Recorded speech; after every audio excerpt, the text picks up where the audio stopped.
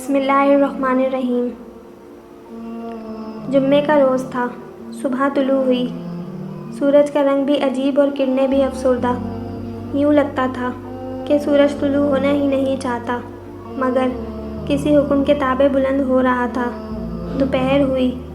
یوں لگتا تھا کہ آج سورج خلاف معمول حرکتیں کر رہا تھا۔ یوں لگتا تھا کہ جیسے اپنے خالق کا حکم بجا لا رہا ہو، مگر اپنی ذات میں رو رہا ہو، آہ و بکا کر رہا ہو کہ آج کیا ہونے والا ہے۔ گرمی اپنے عروج پر، سورج کی تپش اپنے شباب کو چھو رہی تھی۔ ریگستان گرم تانبے کی طرح تپ رہا تھا۔ خیموں سے العطش العطش کی آوازیں آ رہی تھیں۔ معصوم بچے اور بچیاں پیاس سے تڑپ رہے تھے۔ پانی لانے والا تو دریائے فرات کے کنارے دونوں بازو کٹوا چکا تھا۔ گرمی کی شدت، مہینوں کا سفر، چاروں طرف ریگستان کی ہولناکیاں، پانی پر پہرا، خوش حلقوم، بے سر و سامانی، بھوک اور پیاس سے چور۔ 6 ماہ کے علی اصغر کو گود میں اٹھائے، حیدر قرار، نواسۂ رسول، جگر گوشائے بطول، جنت کے سردار تشریف لاتے ہیں اور فوج یزید کے سامنے جا کے کہتے ہیں کہ بھلے ہمیں پانی نہ دو، پر اس معصوم کے حلق میں چند قطرے پانی کے ڈال دو، اور اگر تمہیں شبہ ہو کہ اس معصوم کے بدلے ہم پانی پی لیں گے تو اسے لے جاؤ اور خود پانی پلا دو۔ اچانک فوج یزید میں سے ایک لعنتی یزیدی کا تیر معصوم علی اصغر کے حلق میں پیوست ہو جاتا ہے۔ کائنات کا ذرہ ذرہ کانپ جاتا ہے۔ حسین ابن علی معصوم کا خون اپنی مٹھی میں لے کر آسمان کی طرف اچھال کر فرماتے ہیں، اس معصوم کی پیاس اس کے ہی خون سے بجھ گئی۔ اللہ تو ہمیں اس امتحان میں ثابت قدم فرما۔ ایک ایک کر کے تمام اصحاب اور اہل بیت کربلا کی زمین پر اپنا خون بہاتے رہے۔ محمد صلی اللہ علیہ وسلم کے گلشن کے پھول، جگر پارائے بطول، کربلا کی خاک پر خون میں تربتر پڑے تھے۔ شام ہونے کو آئی، سب کو سجا سجا کے مقتل میں حق کو باطل کے سامنے بھیجتے رہے۔ حق بلند ہوتا رہا اور باطل ذلیل و رسوا ہوتا رہا۔ پوری کائنات حق پر اللہ اکبر کی صدائیں لگاتی رہی اور باطل پر لعنت بھیجتی رہی۔ عصر کے قریب تمام اصحاب، فرزندان اہل بیت کربلا میں شہید کر دیے گئے۔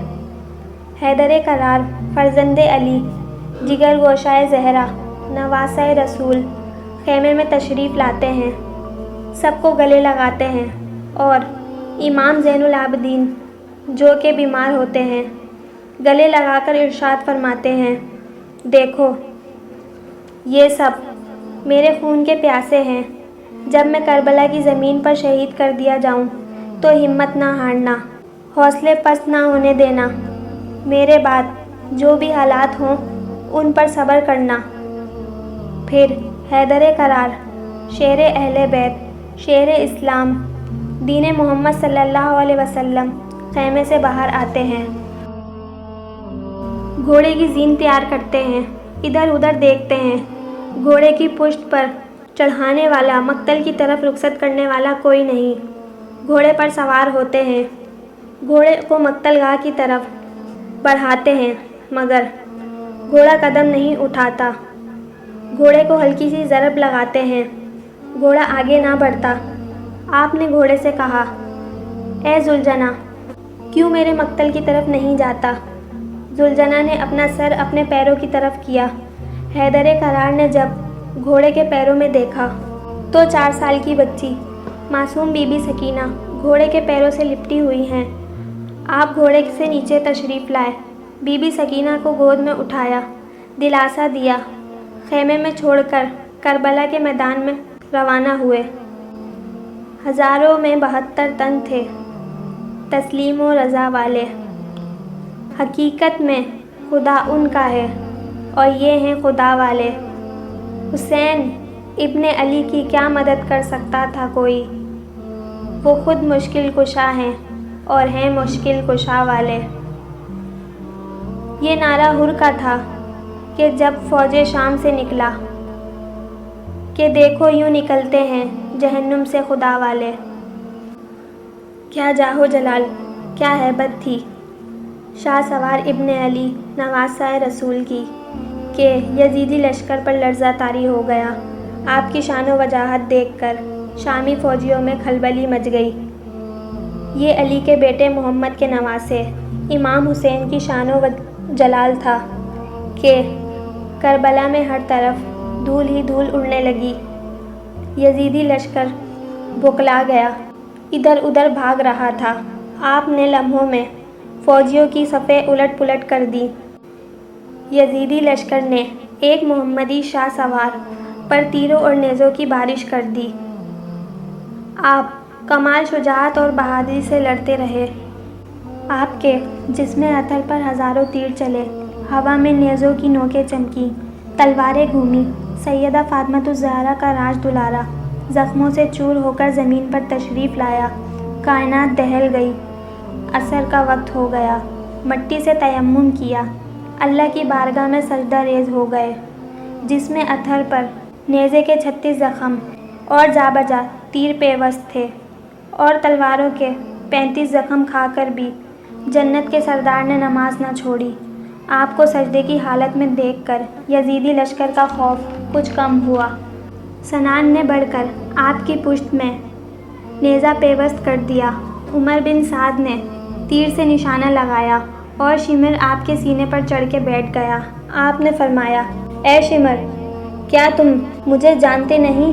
میں تاجدار ختم نبوت کا نواسہ ہوں۔ میں اس سینے پر سوتا تھا جن کے پیچھے تمام انبیاء نے نماز ادا کی، ان پر سوار ہوتا تھا اور وہ مجھے کبھی نیچے نہیں گرنے دیتے تھے، جو تمام جہانوں کے لیے رحمت للعالمین ہیں۔ شمر لعین نے کہا، میرے نزدیک یزید کی اطاعت اور خوشنودی تم اور تمہارے خاندان سے زیادہ عزیز ہے۔ ہولی نے آپ کا سر اقدس تن سے جدا کر دیا اور شمر نے سر مبارک کو نیزے پر چڑھا دیا۔ آپ کی شہادت کے بعد ابن سعد نے اپنی فوج کے گھڑ سواروں کو حکم دیا کہ آپ کے جسم اقدس کو گھوڑوں کی ٹاپوں تلے رونک دیا جائے۔ انا للہ و انا الیہ راجعون۔ شاہ است حسین، بادشاہ است حسین، دیں است حسین، دیں پناہ است حسین، سرداد ناداد دست در دست یزید، حقہ کے بنا لا الہ است حسین۔ قتل حسین اصل میں مرگ یزید ہے، اسلام زندہ ہوتا ہے ہر کربلا کے بعد۔